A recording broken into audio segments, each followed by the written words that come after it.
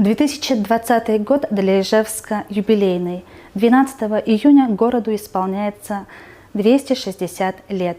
В Центре национальной и краеведческой литературы и библиографии экспонируется книжная выставка «Город Ижевск свеж и дорог». История Ижевска берет начало в 1760 году с момента закладки железоделательного завода графом Петром Ивановичем Шуваловым, и город был основан как заводской поселок. 21 февраля 1918 года поселок Ижевский завод преобразован в город Ижевск. Со 2 июня 1921 года Ижевск – административный центр Удмуртской автономной области.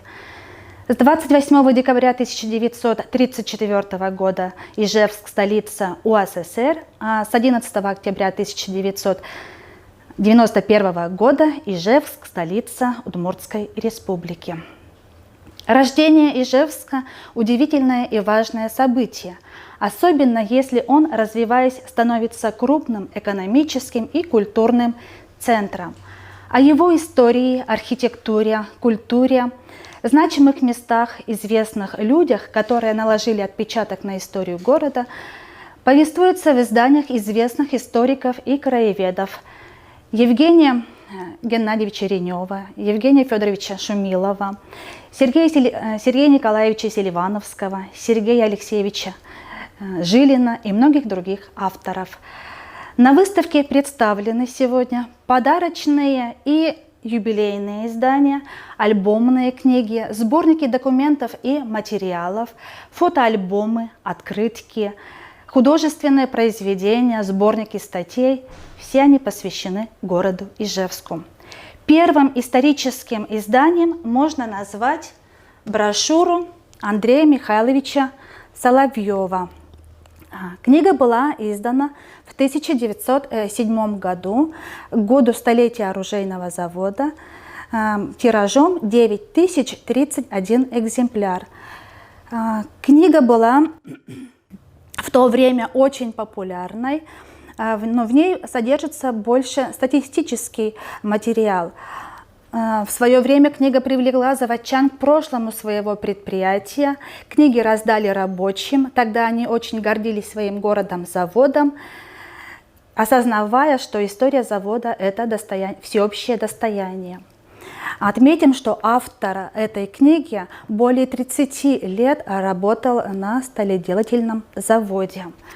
Через полвека к следующему юбилею был подготовлен научно-популярный очерк профессионального историка Александра Александровича Александрова. Книга называется «Ижевский завод».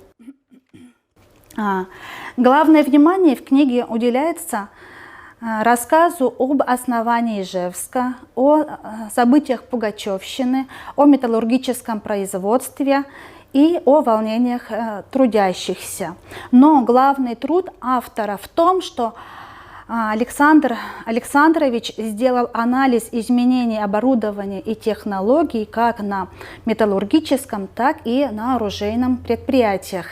Вот эти производства были так тесно связаны между собой, что в историографии Ижмаша особое значение имеет книга Александра Михайловича Фомичева «Ижевская сталь». В экспозиции представлена книга Евгения Федоровича Шумилова, историка-краеведа, искусствоведа, писателя. Это второе издание. Вышло издание «Город на Иже» в 1998 году. Это второе издание исторической хроники, где повествуются славные традиции и драматические истории столицы в период с 1760 по 2000 годы.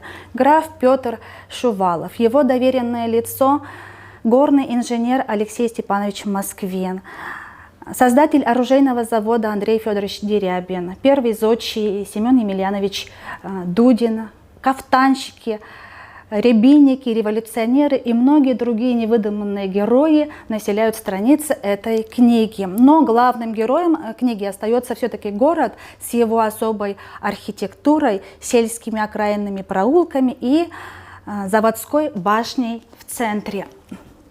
Название улиц Ижевска – это тоже история развития столицы и история развития населения. Книга «Улицы Ижевска» вышла она в 1992 году. Автор Рената Алексеевна Ислентьева. Она показывает историю развития города с момента, когда поселок Ижевский завод преобразовался в город, это с 1918 года по 1991 год. Также в книге даны названия площадей города, административно-территориальные районы города, также старые и существующие названия улиц. Приглашает прогуляться по городу Сергей Алексеевич Жилин, краевед известный ижевский. Вот такая миниатюрная книга. «Я иду по городу Ижевску». Автор, цитирую, автор пишет: «Предки давали название улицам, не мудрствуя лукаво. Первая от реки и пруда, понятное дело, улица Береговая. Ныне она разделена на две улицы, Свердлова и Милиционную. Раз гудит на улице торжище людское, будьте уверены, носит она название Базарной».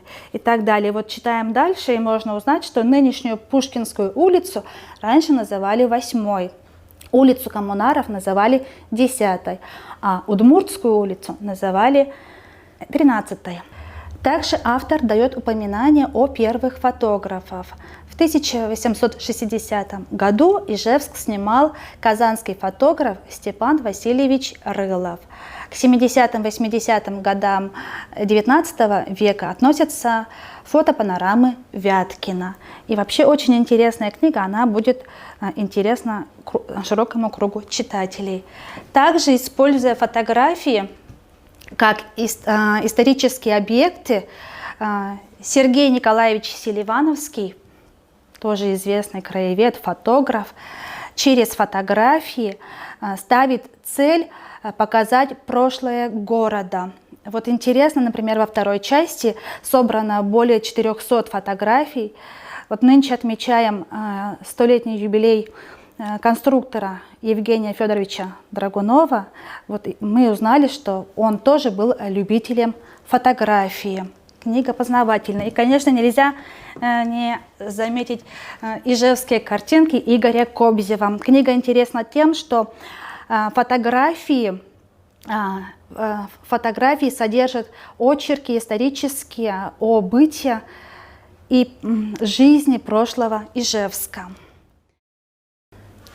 Для названия сегодняшней выставки было выбрано название миниатюрной книги ижевского краеведа, коллекционера и историка Анатолия Васильевича Новикова «Город Ижевск свеж и дорог». Это название известный палиндром.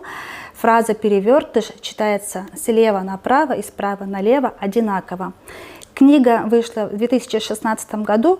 Она интересна тем, что тут собраны воспоминания автора о его интересных встречах с интересными людьми. Я, например, для себя нового узнала об удмуртском поэте Кузибае-Герде, о конструкторе и создателе первых мотоциклов Петре Владимировиче Мажарове. Очень удивительная книга. И, конечно, отметим эту книгу этого же автора «Золотой ларец», где автор находит очень интересные краеведческие версии, факты. Например, первый почетный гражданин Ижевска Иван Иванович Бодолев очень славился своими пекарнями, своими куличами, как он сам раздавал на Пасху эти куличи бедным семьям, как он помогал многодетным семьям, как его вина удостаивались высоких званий. Можно в этой книге узнать о первом кинотеатре Одеон. Его построили братья Зимины, но помог им, конечно, предприниматель Николай Александрович Воробьев. Было интересно в свое время, что сначала сеансы были бесплатные, так как люди боялись приходить на эти сеансы. Они думали, что это дело греховное, но когда поняли, что там нет ничего плохого, сеансы набирали большую популярность. Сегодняшнюю выставку дополняют художественные произведения, посвященные городу Ижевску. Это стихи, сочинения об Ижевске, это поэзия молодых участников разных литературных конкурсов. И, конечно, украшают сегодня картины Валентина Белых нашу выставку, где отражаются его мотивы об Ижевске. Эти произведения и другие издания об Ижевске можно прочитать в Национальной библиотеке Удмуртской Республики. Спасибо за внимание.